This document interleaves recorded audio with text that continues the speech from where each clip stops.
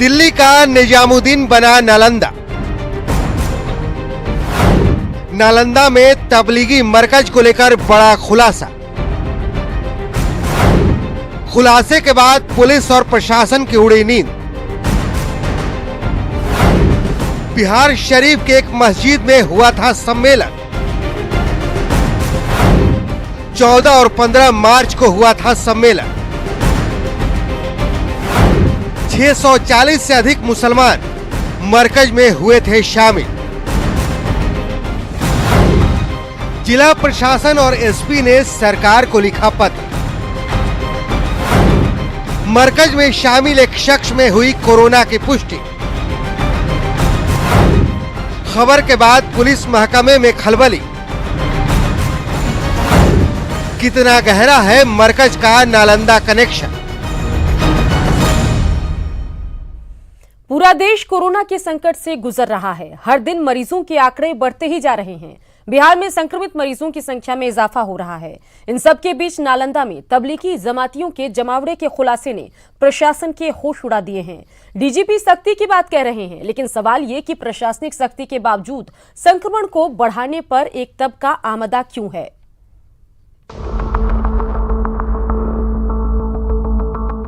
देश भर में कोरोना के संक्रमण से बढ़ रहे खतरे के बीच बिहार में भी जमातियों के जाल से कोरोना पॉजिटिव मरीजों की संख्या में इजाफा हो रहा है। मुख्यमंत्री नीतीश कुमार के गृह जिले नालंदा के बिहार शरीफ के शेखाना मस्जिद में बीते 14 और 15 मार्च को तबलीगी जमात का जुटान हुआ था, जिसमें 600 से ज्यादा लोग शामिल हुए थे। इस खबर के बाद जिला प्रशासन और पुलिस महकमा सख्ते में है। आपदा प्रबंधन विभाग के प्रधान सचिव को जिला प्रशासन की ओर से पत्र लिखकर सूचना दी गई है।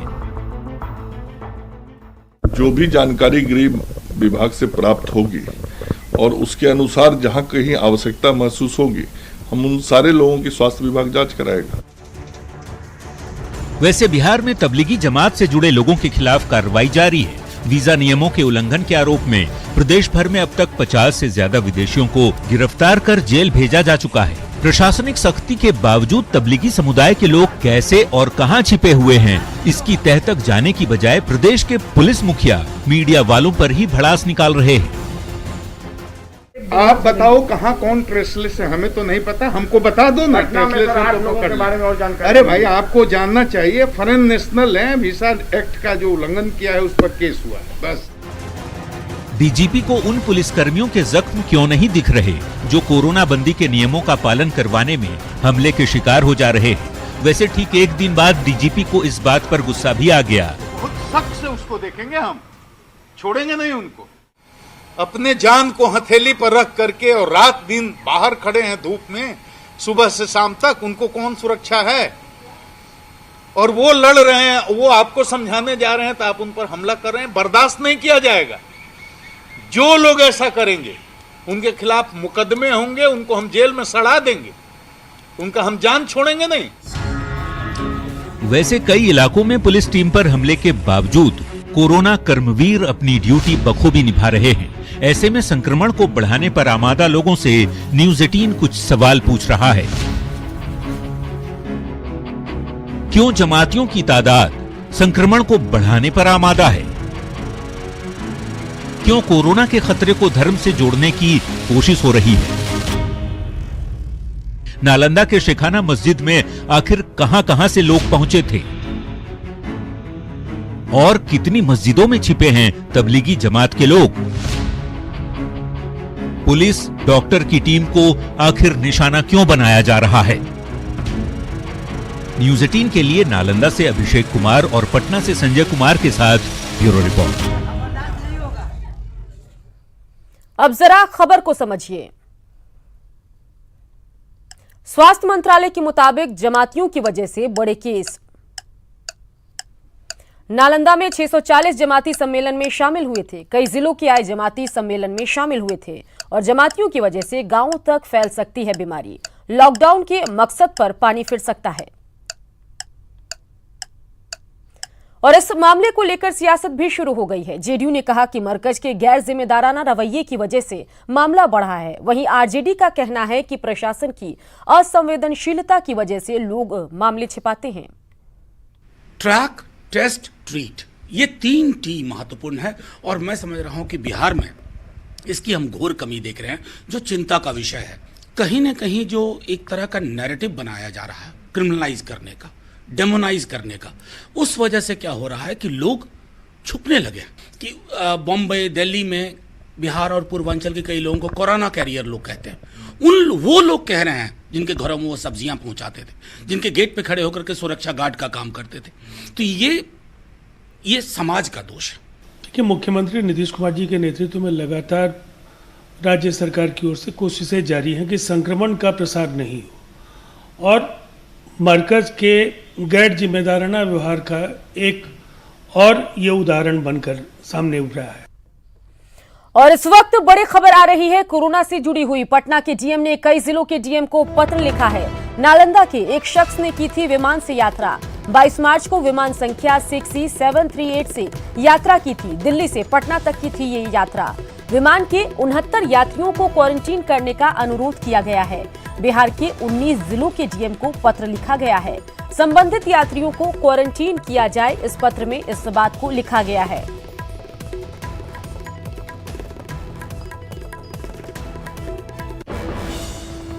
बुलेटिन में कोरोना से जुड़ी और भी खबरें आपको बताएंगे, लेकिन पहले जान लेते हैं अब तक कोरोना पे अपडेट क्या कुछ है।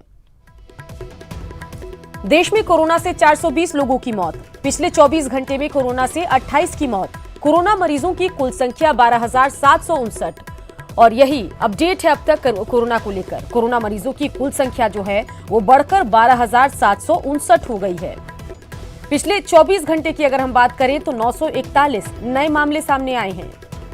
27 जिलों में 14 दिन से कोई केस नहीं आया। साथ ही 325 जिलों में अब तक कोई केस नहीं।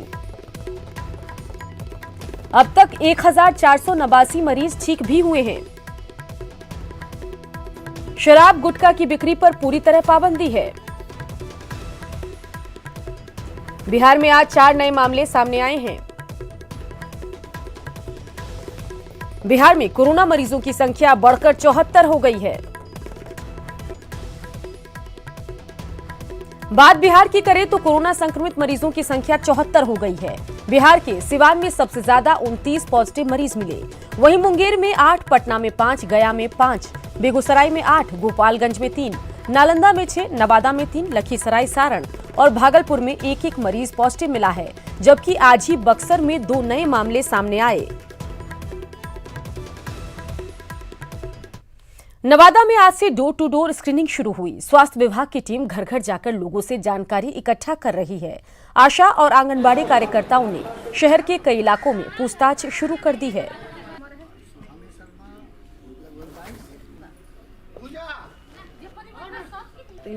सरकार के निर्देशानुसार समूचे डिस्ट्रिक्ट में हाउस टू हाउस स्क्रीनिंग करना है। डिटेल बात करना है कि कोई विदेश से तो नहीं आगे हुए लोग आपके घर में हैं, या कोई इधर हाल ही में दूसरे राज्य से नहीं आए हैं, या उसके संपर्क में आए हुए लोग नहीं हैं तो भी किन्हीं की तबीयत तो खराब कुछ नहीं है और कहीं साथ में रहने की संभावना है, ट्रेन में, बस में कुछ रहें। इसी सब के एकदम डोर टू जा करके 1 सप्ताह के अंदर 100% को स्क्रीन कर लेना है।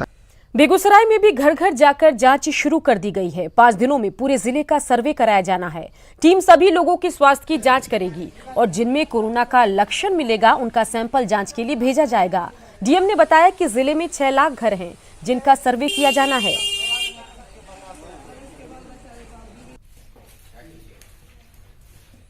बिहार के कोरोना हॉटस्पॉट जिले सिवान में डोर टू डोर स्क्रीनिंग शुरू हो गई है। स्वास्थ्य विभाग के कर्मचारी अभियान में जुटे हैं और घर घर जाकर जांच कर रहे हैं।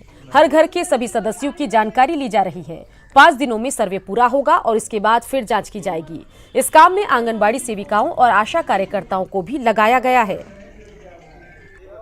कोविड-19 के तहत घर घर सर्वे किया जाना है। एक फॉर्मेट मिला हुआ है। इस फॉर्मेट में सारा ऑप्शन है कि परिवार का मुखिया का नाम, इस परिवार में कितने सदस्य हैं, उनकी पूरी विवरणी और स्वास्थ्य संबंधी कुछ प्रश्न उनसे पूछा जाता है। फॉर्मेट भरा जाएगा। 5 दिन में इस प्रक्रिया को पूरा किया जाना है। चलिए अब खबर को भी समझ लेते हैं। बिहार के 4 जिलों, जी हां, बिहार के 4 जिले रेड जोन में है। संक्रमण को रोकने के लिए सरकार एक्शन में है। डोर टू डोर स्क्रीनिंग से संक्रमण रुकेगा, छिपे हुए लोगों की पहचान हो सकेगी, पोलियो अभियान के जरिए बच्चों की सुरक्षा होगी। तो बिल्कुल क्या कुछ पूरी खबर है वो भी हम आपको समझा रहे हैं। डोर टू डोर स्क्रीनिंग से संक्रमण रुकेगा ऐसी उम्मीद है और छिपे हुए लोगों की पहचान भी हो सकेगी। पोलियो अभियान के जरिए बच्चों की सुरक्षा होगी। चलिए, कोरोना के बढ़ते संकट के बीच पटना से एक अच्छी खबर, जहां कोरोना के 8 पॉजिटिव मरीजों को एनएमसीएच से छुट्टी दी गई। सभी का सैंपल नेगेटिव आया, जिसके बाद उन्हें अस्पताल से छोड़ दिया गया। स्वस्थ हुए मरीजों ने लोगों से डॉक्टर की सलाह मानने की अपील की। ये सभी मरीज सिवान के रहने वाले हैं और इनमें से 6 एक ही परिवार के हैं, जिसमें 5 महिलाएं भी हैं। महिलाओं के साथ 5 बच्चे भी हैं, जिनकी सुरक्षा डॉक्टर्स के लिए बड़ी चुनौती थी, लेकिन एहतियात बरतते हुए सभी को सुरक्षित बचा लिया गया। एनएमसीएच से अब तक 22 मरीज ठीक होकर घर जा चुके हैं। ये 8 पेशेंट को आज हम डिस्चार्ज करने जा रहे हैं, जिसमें 6 पेशेंट सीवान और गोपालगंज के थे। तो ये लोग आए थे, ज़्यादातर लोग में हल्का सिम्टम था, माइल्ड सिम्टम था। एक जो पेशेंट हमारे थे जो पहले से उनको लकवा की बीमारी है, 60 साल से ज़्यादा था उनका उम्र, और उनको पहले से भी दम फूलने की बीमारी थी। और एक लेडी गया की हैं जो प्रेग्नेंट लेडी हैं, वो भी अच्छी हैं, जिनको फिर हमने 14 दिन के बाद बुलाया है कि उनका एंटीनेटल चेकअप होगा। मुंगेर में कोरोना योद्धाओं पर फूल बरसाकर उनका स्वागत किया गया। मुंगेर बिहार के 4 कोरोना हॉटस्पॉट जिलों में शामिल है। ऐसे में यहां पुलिस और स्वास्थ्य कर्मी कठिन परिस्थिति में काम कर रहे हैं। हालांकि कोरोना बंदी की वजह से कई परिवारों के सामने खाने की समस्या है। ऐसे लोगों के लिए कम्युनिटी किचन का इंतजाम किया गया। इसकी शुरुआत करने पहुंची एसपी लिपि सिंह और पुलिस पार्टी पर लोगों ने फूलों की बारिश की। उन्होंने कहा कि मुश्किल दौर में सभी लोगों की मदद की जा रही है। मुहिम चली हुई है जो हम लोग अपनी सामाजिक जिम्मेदारियों को निभाने की कोशिश कर रहे थे टफ टाइम्स में, और हमारे से काफ़ी सामाजिक लोग जुड़ भी रहे हैं, बहुत मदद भी कर रहे हैं। तो यहाँ पे भी लाल दरवाज़ा टीओपी पे करीब 300 परिवार यहाँ पे रहता है और अभी काम वाम नहीं मिल रहा है। तो आज से यहाँ पर 300 लोगों को जब तक लॉकडाउन रहेगा तब तक उनको भोजन कराया जाएगा। न्यूज़ 18 पर खबर दिखाने के बाद धान खरीद के लिए बनाया गया ऐप अब काम करने लगा है, जिससे किसानों की परेशानी दूर होगी। ये ऐप 14 मार्च से बंद था। सहकारिता पदाधिकारी ने बताया कि किसान धान के पैसे ले सकते हैं। इस वक्त हम विक्रम में मौजूद हैं और हमारे साथ जिला सहकारिता पदाधिकारी हैं लवली कुमार जी। और हमें एक खबर मिली थी कि जिस ऐप के जरिए धान की खरीदारी होनी थी वो ऐप नहीं खुल रहा था, लेकिन अभी हमें लवली जी ने बताया कि आज से वो ऐप खोल दिया गया। तो जाहिर सी बात है न्यूज़ 18 ने इस खबर को दिखाया था, उसके बाद ये जानकारी सामने रही। मैम, क्या कुछ जानकारी है, जो ऐप था वो ऐप क्यों नहीं खुल रहा था, उस ऐप के जरिए क्या कुछ हो रहा था? उस ऐप से जो है वो धान का परचेस हो रहा था, लेकिन सभी समितियों का जो है बैलेंस 31 मार्च को 0 कर दिया गया था, कैश क्रेडिट बैलेंस, जिससे कि समितियों का क्रय होना था। इसलिए हम लोगों ने ऐप को बंद किया था, लेकिन हमारी बैंक से बात हो गई है, उनके द्वारा कैश क्रेडिट जो है उनके लक्ष्य का 10% बढ़ा दिया गया है और उससे हम लोग क्रय करने में समर्थ हो गए हैं। किसानों को कोई दिक्कत नहीं होगा, उनका क्रय होगा, 48 आवर में उनका पेमेंट भी कर देंगे। एक किसान है, उनसे ही बात कर रहे थे। आपका नाम क्या हुआ? रितेश कुमार जी, कल तक क्या हो रहा था? ऐप खुल रहा था, नहीं खुल रहा था, क्या कुछ समस्या हो रही थी? 16 मार्च से हमारे यहाँ ऐप बंद है और उसके बाद धान अधिप्राप्ति नहीं हुई है।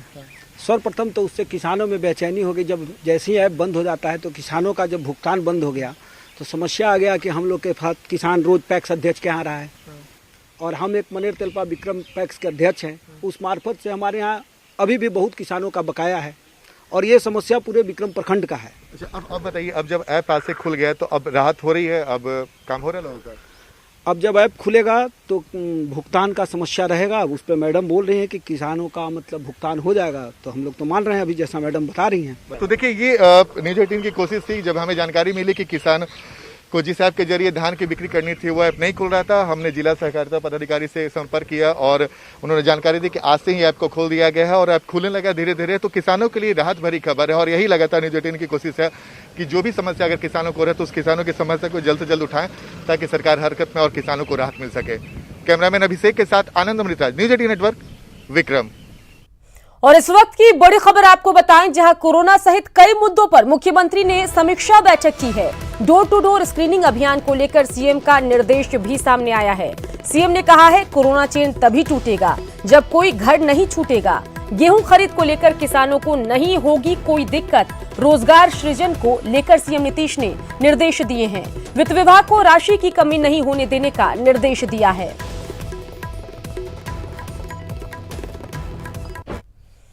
कोरोना बंदी की वजह से लालू प्रसाद यादव के बड़े बेटे तेज प्रताप यादव का बर्थडे सेलिब्रेशन इस बार फीका पड़ गया। आज वो 29 साल के हो गए। जन्मदिन के मौके पर तेज प्रताप ने अपनी मां राबड़ी देवी का आशीर्वाद लिया। उन्होंने कोरोना बंदी के दौरान गरीबों को खाना खिलाने का संकल्प जरूर लिया। लालू की रसोई के जरिए वो गरीबों में खाना खिलाने का ऐलान कर रहे हैं। तो तस्वीरें दो आपको दिखा रहे हैं। बता दें कि आज लालू प्रसाद यादव के बड़े बेटे और पूर्व स्वास्थ्य मंत्री तेज प्रताप यादव का बर्थडे है, लेकिन कोरोना बंदी की वजह से बर्थडे इनका फीका दिख रहा है। बेशक इस दरमियान वो राबड़ी देवी का आशीर्वाद लेते भी दिखे, साथ ही गरीबों को खाना खिलाने की बात भी उन्होंने कही। लालू रसोई के तरफ से जन्मदिन के मौके पे सब जितने भी गरीब गुरबा हैं, जितने भी रिक्शा चालक हैं, ठेला चालक हैं, तमाम लोगों को भोजन कराने का। लालू रसोई का जो प्रोग्राम है लगातार चलेगा आज के लिए? नहीं, आज के लिए नहीं, लगातार है ये। जब तक लॉकडाउन है तब तक तो चलेगा ही। लखीसराय में ग्रामीणों और पुलिस के बीच पथराव और फायरिंग की घटना के बाद ग्रामीणों में आक्रोश है। विधायक प्रहलाद यादव ने बसंतपुर गांव में जाकर पूरी जानकारी ली और थानाध्यक्ष पर दबंगई का आरोप लगाते हुए जांच की मांग की। पुलिस ने पथराव और फायरिंग के आरोप में 3 लोगों को गिरफ्तार किया। इतना ढाया गया कि मसूदन यादव का जो जेसीबी था, हाईवा था या पिकअप था, सारा के सारा को तहस नहस बर्बाद करके छोड़ दिया। लाठी डंडा ईंटा से उसका शीशा तोड़ दिया। कोरोना संकट के काल में जब पुलिसकर्मी पूरी निष्ठा से अपनी ड्यूटी निभा रहे हैं, इन सब के बीच कई जगहों से स्वास्थ्य कर्मियों और पुलिसकर्मियों के साथ लोगों के झड़प की भी खबरें आ रही है। बगहा हो या औरंगाबाद, बावजूद इसके कोरोना योद्धा के जज्बे में कोई कमी नहीं आई। हमारे संवाददाता संजय कुमार ने बिहार पुलिस मुख्यालय में मौजूद पुलिस संघ से जुड़े अधिकारियों की राय ली और जानने की कोशिश की कि इस ऐसे माहौल में उनका महकमा कैसे काम कर रहा है। कोरोना के इस संक्रमण काल में स्वास्थ्य कर्मियों के साथ ही बिहार के पुलिसकर्मी भी लगातार काम कर रहे हैं, लोगों की सेवा में जुटे हुए हैं। लेकिन दुर्भाग्यपूर्ण घटना भी सामने आई है। मोतिहारी और औरंगाबाद में लगातार पुलिसकर्मियों पर जिस तरीके से हमले हो रहे हैं वह दुर्भाग्यपूर्ण है। हमारे साथ इस मुद्दे पर बात करने के लिए पुलिस के तीनों एसोसिएशन के जो अध्यक्ष हैं वो मौजूद है। Bihar police service association, Bihar police association और बिहार पुलिस मेंस एसोसिएशन। सबसे पहले बिहार पुलिस एसोसिएशन के जो अध्यक्ष मनीष कुमार जी, उनसे हम बात कर लेते हैं। तो हमें लोगों से अपेक्षा है कि वे हमें सहयोग करें। मैक्सिमम लोग अब सहयोग कर रहे हैं, लेकिन कुछ दुर्भाग्यपूर्ण घटनाएं हुई हैं जिसको हम लोग गंभीरता से ले रहे हैं और अपने सभी सदस्यों के प्रति, अपने सभी अधिकारियों के प्रति, अपने सभी कर्मियों के प्रति हम एकजुट हैं। जिनके लिए, जिनके सुरक्षा में, जिनके जान की रक्षा के लिए हम प्रयासरत हैं, अपनी जान को जोखिम में डाल रहे हैं, वो हमला करें, ये सब समाज में कतई बर्दाश्त के लायक नहीं है। और अपनी मांगों को जिस तरीके से इन्होंने अपनी पीड़ा जाहिर की है अपने सहकर्मियों के लिए, तो ये पीड़ा केवल इनकी पीड़ा नहीं है, ये हम सब की पीड़ा है, पूरे समाज की पीड़ा है, पूरे राज्य की पीड़ा है। तो ऐसे लोगों को आइडेंटिफाई करें और इनका सोशल बहिष्कार होना चाहिए, सोशल बाइकआउट होना चाहिए, क्योंकि ऐसे लोग हमारे आपके नहीं पूरे समाज के दुश्मन हैं। कैमरा पर्सन आशीष के साथ संजय कुमार, न्यूज़ 18 पटना। देखते रहिए न्यूज़ 18 बिहार झारखंड, क्योंकि लगातार चलता रहेगा खबरों का सफर।